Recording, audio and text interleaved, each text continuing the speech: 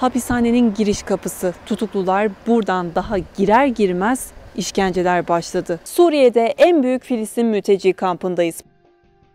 Halep'ten sonra ikinci durağımız Hama. Esed'in devrilmesiyle Suriye için yola çıktık. Gaziantep'e, oradan da Kilis'e geldik. Yoğunluk olduğundan kapıda beklemek zorunda kaldık. İşlerimiz hallolunca Öncüpınar sınır kapısından çıkıp Azez'e geçtik. Azez, Cerablus hattı Fırat Kalkanı harekatıyla temizlenmiş bir bölge. Yol uzun, zamanımızsa azdı. 400 kilometrelik bir yol vardı önümüzde. Bu yolculukta bana saha uzmanı Yasir Feten ve görüntü yönetmeni Ömer Lütfü Gözsüz eşlik ediyordu. Bizim için her zamankinden başka bir Suriye yolculuğuydu. Savaşı, acıları GZT'de sahadan aktarmıştık çoğu kez ama bu defa özgürlüğün yansımaları için Şam yolundaydık. Bazı aksilikler de oldu. Lastiğimiz patladı. Hızlıca tamir edip yola devam ettik. Halep'in içine girmeden arka mahallelerini geçerek ilerledik. Geçtiğimiz haftalarda yine Suriye'deydim. Halep Kalesi ve Tel Rifat'ı görüntülemiştim. Halep, yıkıntılar arasında dirilmeye çalışan bir umut gibiydi. Şimdiki yolculuğumuzda da ilk durağımızdı. İkinci durağımızsa Hama oldu. Daha önce Hama'ya hiç gelmemiştim. Değirmenler, neşeyle koşturan çocuklar, meydandaki renkli Hama yazıları içimizi ısıttı. İnsanlar savaşın bitişini sokaklarda özgürce yürüyerek kutluyorlardı. Daha bir ay öncesine kadar burada korku, endişe vardı. Evet, halen ne olacak kaygısı olsa da mutlulukları yüzlerinden okunuyordu. Burada yemek yiyip görüntülerimizi de çektikten sonra yola devam ettik. Hava hızlı karardığı için Humus'ta duramadık. Oraya dönüşte uğradık. Yol boyunca Suriyelilerin evlerine dönüşünü gördük. Eşya dolu kamyonetler yollardaydı. Şam'a akşam saatlerinde varabildik. Merkeze inmeden Saidnaya hapishanesine geldik. Zifiri karanlıktı. Genizleri yakan bir koku vardı. Şam'a geldiğimiz zaman ilk durağımız rejimin en büyük zulümlerini gerçekleştirdiği noktalardan bir tanesi olan Saidnaya hapishanesine geldik. Saidnaya hapishanesinde şu ana kadar çıkartılan insanların sayısı 3000 civarı olduğu söyleniyor. Ancak aşağıda yüz binlerce insanın, 100 bin, 150 bin ya da 200 bin insanın olduğuna dair aşağıda insanlar bunu konuşuyor. Yaşam var mı sizce aşağıda hala? Aşağıda yaşam olduğuna dair bir ümit var. Ümidi kırmamak için insanlar inşallah yaşıyorlardır diye ümitleri var. Çünkü aradan bir hafta geçti yaklaşık burayı muhaliflerin ele geçireli. Hatta dışarıda da gördük. Dışarıda birçok insan ateşini yakmış. Ateşinin başında bu afet, bu enkaz çalışmalarından gelecek sonuçları bekliyor. Bir ümit deyip insanlar dışarıda bahçede durup ateşin etrafında yakınlarından, bu hapishanede kaybettikleri, yıllar önce kaybettikleri yakınlarından bir haber bekleyip dışarıda ısınmaya çalışıyorlar. Rejim askerlerinin kaçarken çıkardığı yangınlar devam ediyordu. Binlerce kişi bu hapishaneye getirildi. Sayısız işkenceye maruz kaldı ve bir daha kendilerinden haber alınamadı. Yerler dökülen benzinler nedeniyle kayıyordu. Duvarlara yazılan yazılar, çocuk fotoğrafları, yerlere saçılmış eşyalar. Hapishane çok büyüktü. Bölüm bölüm ilerliyordu.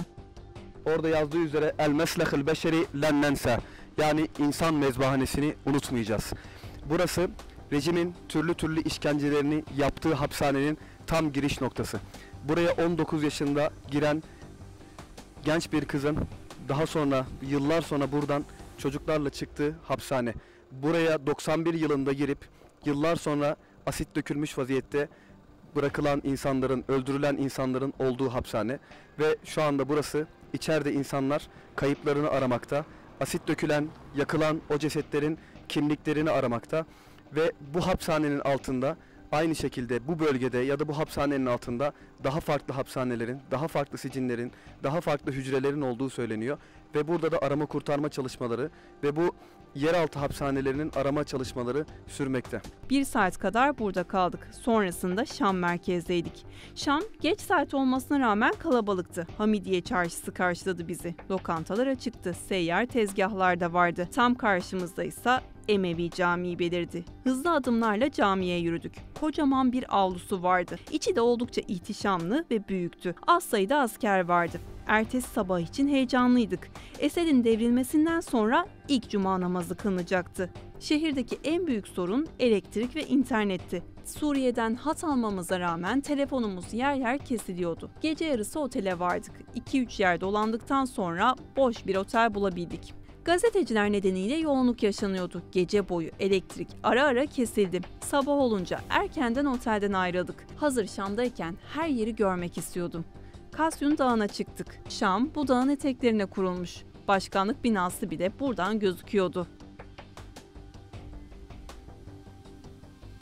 Yermük kampına da gittik. Filistinlilerin ikinci Nekbe olarak adlandırdıkları yer. Taş taş üstünde kalmamıştı. Her şey yıkılmak bir yana toz olmuştu. Evet, şu anda Yermük kampındayız. Yermük, Filistinlerin 1948 yılında Nekbe'den sonra dünyanın farklı coğrafyalarına zorla göç ettirildikten sonra Suriye'de oluşan kamplardan bir tanesi. Yermük kampı dünya genelindeki Filistin mülteci kamplarından en büyüklerinden bir tanesi. Şu anda da Yermük kampının sokaklarında, caddelerinde geziyoruz. Şam içerisinde bulunuyor. Şam'ın güney tarafında bulunuyor Yermük kampı.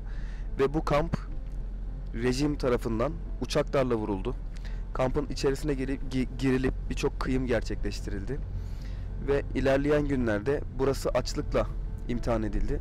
İnsanlar burada giriş çıkışı kapatıldı ve buraya gıda girişi olsun, diğer ihtiyaçların girişi olsun insanlara ulaşmadı. Cuma namazı yaklaştığı için camiye doğru yola koyulduk. Trafik kilitlenmişti. Telefon ve internet çekmiyordu. Daha 1 saat öncesinden meydan dolmuştu. Ellerinde bayrak, onlarca kişi camiye geliyordu. Şu anda Şam'dayız. Şam'da Emevi Camisi'nde ilk cuma namazı. Biz de inşallah nasip olursa birazdan buradakilerle beraber ilk cuma namazına eda etmiş olacağız. Yıllarca bu mescit kapalıydı. Bu mescidin içerisinde sadece cami görevlileri bulunmaktaydı. İmamı ve caminin diğer görevlileri. Onlar namazlarını eda edip caminin muhafazasını onlar sağlıyordu. Yıllarca kapalı olan mescit şu anda buradaki binlerce insana kapılarını açıyor ve insanlar coşkuyla ilk cumaya coşkulu vaziyette geliyorlar. Ağlayanlar, şükür secdesi yapanlar ya da sevinç çığlıkları atan çocuklar avludaydı. Really, it's no words to explain what I feel inside myself. It's a big day. I didn't remember myself like I'm 38 years old. I didn't feel like this in any day in my life. Hutbe başladı ve hoca Fetih Suresi'nden ayetlere yer verdi. Namazın ardından yine büyük bir izdiham oldu. Hayatımda böyle bir kalabalıkta bulunmamıştım. Nasıl dışarı çıkabildim hatırlamıyorum. Tarihi bir ana daha tanıklık etmenin mutluluğuyla camiden ayrıldık. Dönüş yolunda Humus'a uğradık. Humus da Halep kadar saldırılardan etkilenmişti. Rejim uçaklarının saldırılarıyla binalar ya yıkılmış ya da yıkılmaya yüz tutmuştu. Halid bin Velid'in kabrine de uğradık. Savaş zamanı şehit olanların caminin bahçesine gömüldüğüne dair bir bilgi vardı. Sokaklar yine kalabalıktı. Kutlama yapıyorlardı. Ardından tekrar yola koyulduk. Hiç durmadan Halep'e kadar geldik. Halep'te trafik karşıladı bizi. Akşam saatlerinde ise Öncü Pınar üzerinden Türkiye'ye geçtik. Sonrasında Gaziantep'e ve İstanbul'a geldik.